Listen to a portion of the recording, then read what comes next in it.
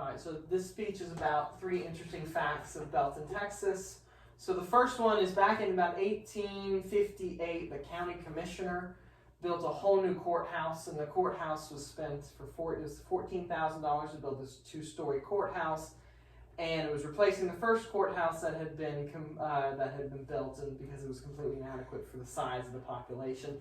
That courthouse is actually still standing today, and they've done very little renovation on the outside, just mostly on the inside, just for, to fit the new building and all the people that are outside of it. And the mayor still's there to this day. The second fact is that over 1,000 Bell County and Belton men joined the Confederate Army back when the Civil War happened. And the women even did their part too. They would come to the courthouse and they would all sew together daily, but they only had one sewing machine, so it was constantly being used.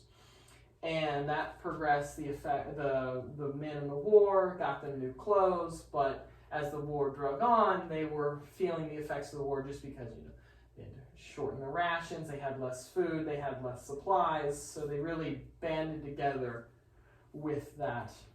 And then the third one is just before the Civil War, Sam Houston came into town to try and make a speech against Texas seceding from the Union. Texas was in the South for slavery, and so he was trying to convince them not to secede because that would inevitably lead to a world war, or a civil war, more or less.